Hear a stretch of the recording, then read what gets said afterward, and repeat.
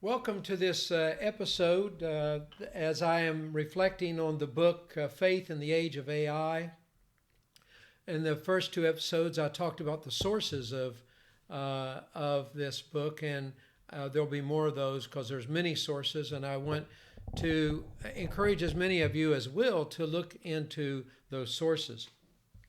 In the next two sessions, I'm going to deal with the two great questions that this book, Faith in the Age of AI, addresses. The first one is, what is real? And the second one is, what is consciousness? Now, as to the question, what is real, that's a new question in a way. It's a question we've been asking for millennia, ever since we could think. But we're asking it in a new kind of way in the last little while. Our ancestors, our grandparents, would have looked at us if we said, what is real? They would have said, eat more cornbread or whatever. Because the world was united, at least the Western world was united in what we like to call common sense. And common sense means the sense that everyone has in common. And that relates to the question, what is real? When a society agrees pretty much on what is real and what is not, then they have that sense in common. But we are in between the shifting of an era from the modern period to the postmodern period, and we're defining reality differently. So part of the culture responds to what is real in one way, and the other part responds in a very different way. And so we use the same words, we may read the same books, we even sometimes go to the same churches, but we find ourselves dealing with very different perspectives. So when we begin to address what is real, it runs us inevitably into the question of consciousness, and they're related, because I can only know what is real through my own consciousness. I am perceiving something. Michael Polanyi defined truth as making contact, full contact with reality. When I'm making contact with reality as I perceive it, as we need to add that word, because that phrase, because we perceive reality, all of us, a little differently. And the modern era was on finding methodologies to discern together what could be ascertained as being real, that we could build science and math on that. But now we're in really different world now. What is conscious is a different question too, because it's not a word that we stopped to define very much in the past. To be conscious was to be aware, and it was a given of human life. But we're no longer sure about that, and I'm going to tell you why.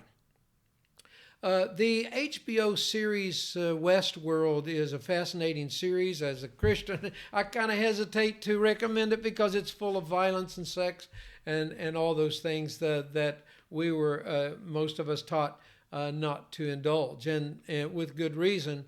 But I needed to watch this series as I was writing this book, and I'm glad I did. Westworld is the series is based on a amusement park that is to be created in the not too distant future. And tourists come from all over the world, kind of like a Disneyland, to enjoy this reproduction of the American West. Now, the people who come from outside the park are all human beings. But those who are managing the park and working in the park as bartenders and sheriffs and outlaws and Native Americans and all, these are not real. They're androids. But technology has developed to such an extent that people cannot tell who's human and who's not. And so if you want to shoot somebody, you can shoot anybody you want. But the technology is such that the guns will not actually kill another human being. But the androids are blown apart, and they bleed and they suffer, and so you get to murder somebody without any consequences. It's a part of the experience that you've paid for. Not only killing people, but you can insult them however you want to. And of course, you can have sex with them, which is something that's a real draw to a lot of people that's coming to Westworld. As the show progresses, we realize the androids are really developing their presentation of consciousness to where the humans cannot tell. They simply cannot tell on what is a artificial intelligence and what is a human biologically based intelligence. And so the backlash in time is human beings beginning to ask themselves if they are really any different than these androids. So the android has artificial intelligence because it's digitally processed instead of processed through amino acids and chemical and electrical stuff and all that. And are they any less sentient than I am because they are silicon and based and I'm carbon based? And so we begin to watch the lines being blurred. And this is the question. Of course, these questions arise at a time to where the secular world doesn't really have clear answers to these things. There's no ethics or morals. There's no ethical or moral foundation to the secular world. We're still coasting off of our Christian past in the Western world. And as we get away from it, there's little reason to base one's action or thought system on any kind of ethic or morals. And of course, we see this in political life in our own country. On the left and the right, people can tell the truth or not tell the truth. It's just about winning the election. So as we go further and further away from our Christian past, this begins to affect all parts of the political spectrum, left and right. And so as politics, social policy and all that, along with also science and all the rest, I am saying in the book Faith in the Age of AI that Christianity offers a unique perspective on these two great questions, what is real and what is conscious. But the AI revolution could not have come at a worse time in history for Christians. The reason for that is we haven't been thinking very deeply about very much for many decades. In fact, we've lost our capacity to sit and listen to reasoned arguments or to do much of anything except ask what kind of light kit we have in the church or how many parking spots do we need per pew and those kinds of questions. And so a lot of our great Christian leaders have become great marketers and wonderful strategicians, and they know how about developing their brand and all these kinds of things that we've been talking about in our pastors' conferences, but very little talk about what are the implications of a world made out of logos. In the beginning is the Word is with God, the Word was God.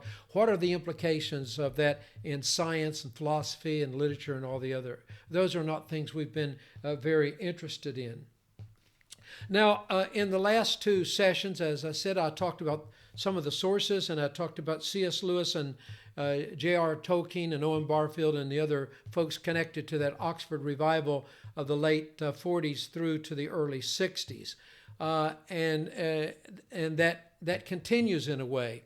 I wanted to mention someone that I don't know if was related to that. I don't even know if he's a Christian, but Ian McGilchrist, who was a fellow of the psychology department at Cambridge for many years, and is a genius of a human being. He wrote this book in 2012 called The Master and His Emissary, and it's about the implications of neurological research on what we call the bicameral nature of human brain anatomy.